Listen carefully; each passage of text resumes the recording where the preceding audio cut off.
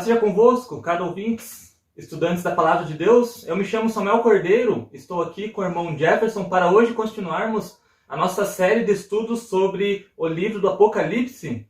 Anteriormente falamos da igreja da era de Éfeso e hoje nós chegamos à segunda era da igreja de Deus na história, que é denominada como Esmirna.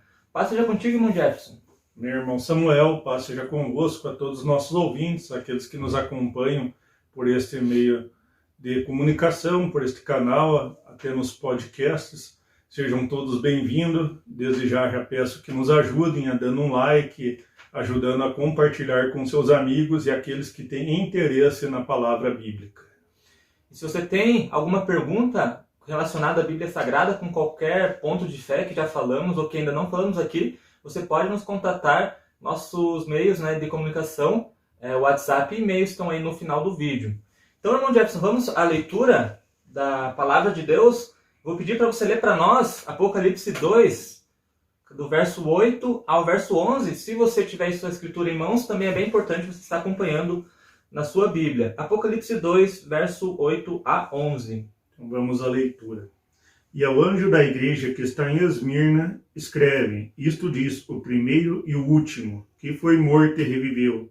Eu sei as tuas obras, e tribulação e pobreza, mas tu és rico, e a blasfêmia dos que se dizem judeus e não o são, mas são sinagoga de Satanás.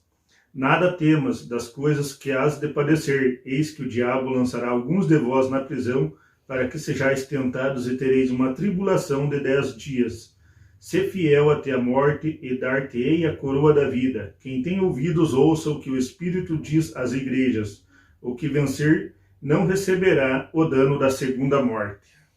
Então, caros ouvintes, essa foi a leitura, e nós vamos começar a interpretação desse texto pela primeira frase ali, que diz que esses irmãos dessa era da igreja, eles eram pobres, mas ainda assim eram muito ricos. E, irmão Jefferson, isso nós sabemos, que literalmente eles eram pobres, até pela região em que eles viviam, que o irmão Jefferson vai até comentar para nós, mas pela fé que eles possuíam, eles ainda assim eram muito ricos na espiritualidade, de acordo com a palavra de Deus.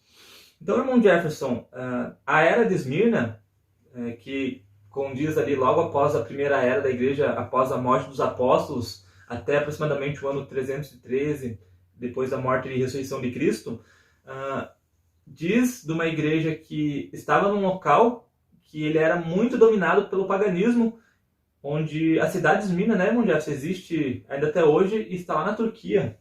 Irmão Samuel, quero, junto com vocês aqui, fazer uma leitura de algumas coisas que eu pesquisei aqui sobre a cidade de Esmirna. Hoje Esmirna é a terceira maior cidade da Turquia, então fica ali tudo na mesma região onde foi destinada as cartas às igrejas.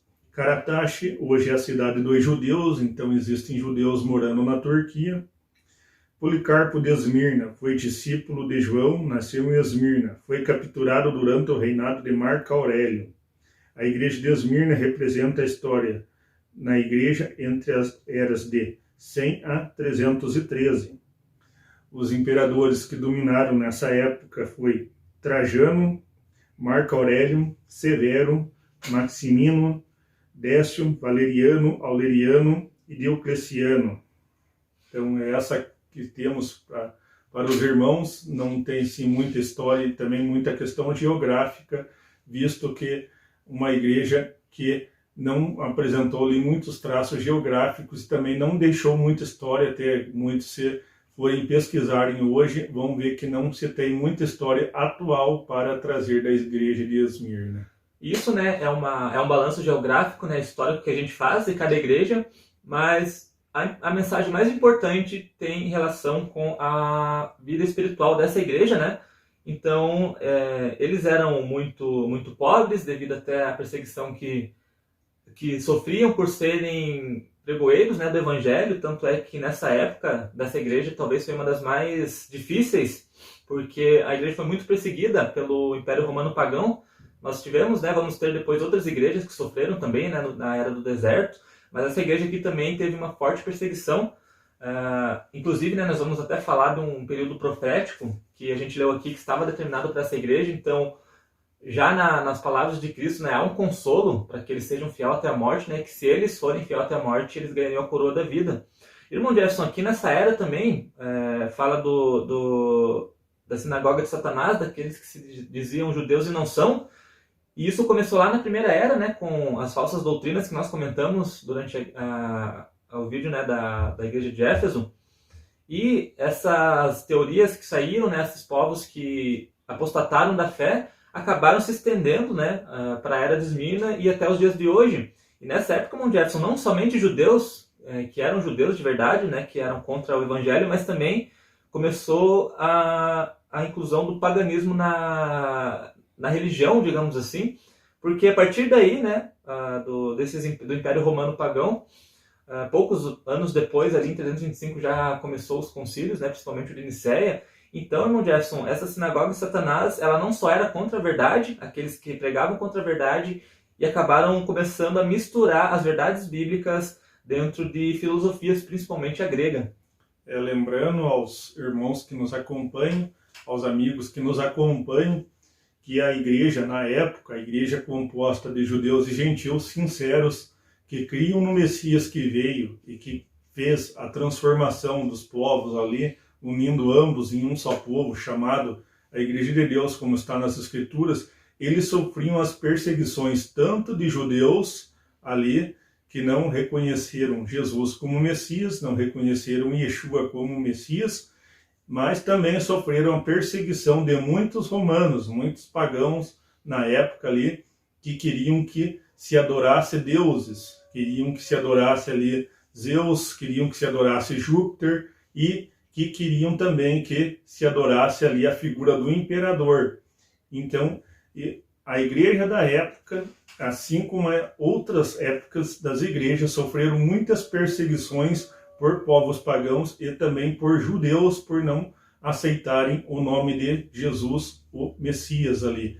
Então é importante nós notarmos que as perseguições na igreja começaram aí nessa época. É interessante nós notarmos o embrião ali se formando de doutrinas helenistas ali, vindo da Grécia ali, pegando coisas de filósofos e coisas ali que eles não aceitavam de maneira alguma. Então é muito importante que nós notarmos que eles receberam uma promessa, receberam a coroa da vida, não terão o dano da segunda morte, ou seja, quando ressuscitarem não passarão pelo juízo. E a expressão ali, receberão a coroa da vida em sinais dos jogos que aconteciam naquelas cidades ali. Os jogos eram ali dado ao vencedor uma coroa. E essa coroa foi usada em sentido simbólico para descrever o que aconteceria com aqueles que permanecessem fiéis até o final ali da perseguição chamada de 10 dias, o qual o irmão Samuel vai dar mais detalhes sobre esta perseguição de 10 dias. Inclusive, né, como nós já falamos aqui, foi uma era que a igreja estava sob forte perseguição do Império Romano Pagão, onde começou-se, né, as regras dos imperadores de se adorar mais de um deus, eram vários deuses, o que é totalmente contra a palavra de Deus, onde o próprio Jesus concordou, né, que o primeiro grande mandamento é que nós amamos o único Deus, né, tenhamos o por único.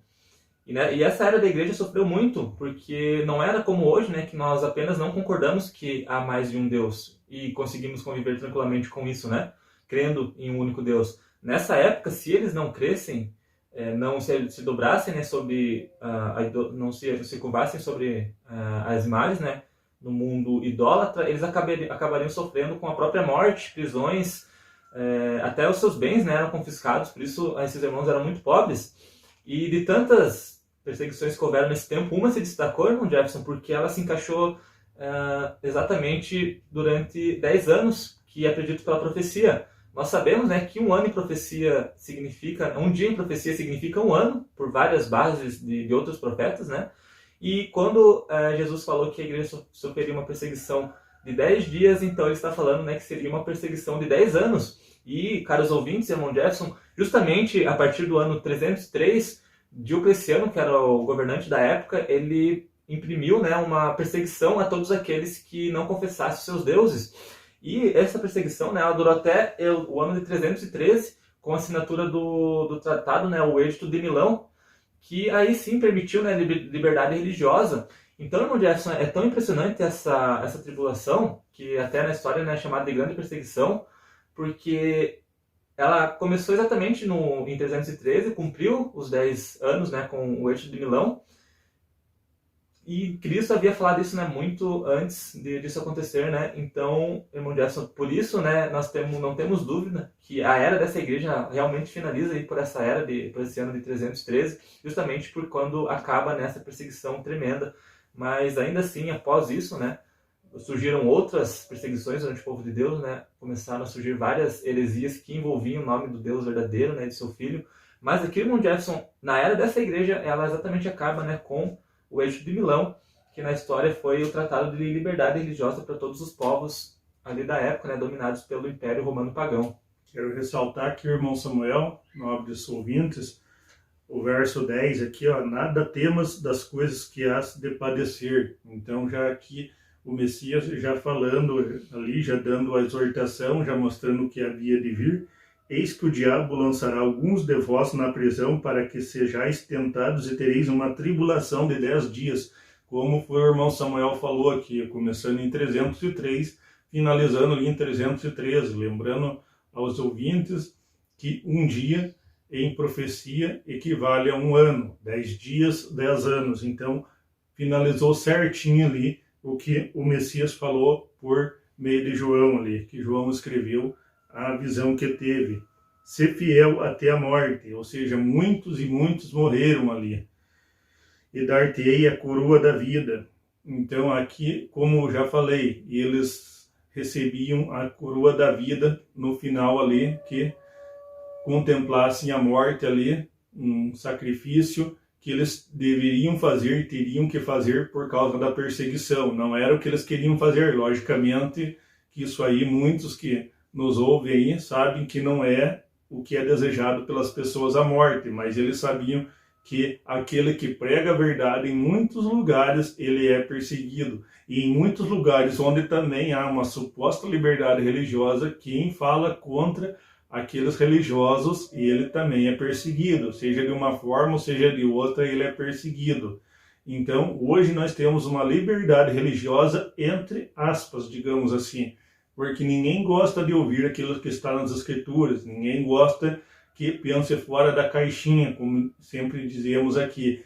Então é muito importante analisar as Escrituras, analisar a história, analisar todos os sentidos ali que o texto nos mostra. Jesus sempre usou em suas pregações e também na visão do Apocalipse, partindo sempre do conhecido para explicar o desconhecido. É muito importante nós notarmos nas Escrituras as figuras ali que foram usadas para a alegoria daqueles que iam ouvir futuramente, assim como nós hoje estamos lendo e ouvindo as coisas das Escrituras. E interessante, né, caros ouvintes, que esses irmãos dessa era, eles tinham, né, essa profecia em mãos, sabiam a interpretar pelo Espírito de Deus. Então imagine, né, onde esses irmãos sabiam que durante 10 anos iam sofrer muitos com a morte. Imagine a tribulação realmente que essa igreja, antes mesmo de entrar nos 10 anos, né, em 313, a tribulação que ela passou antes, com essa angústia, sabendo que haveria de passar por isso, né? Mas muitos desses foram fiéis até a morte, né?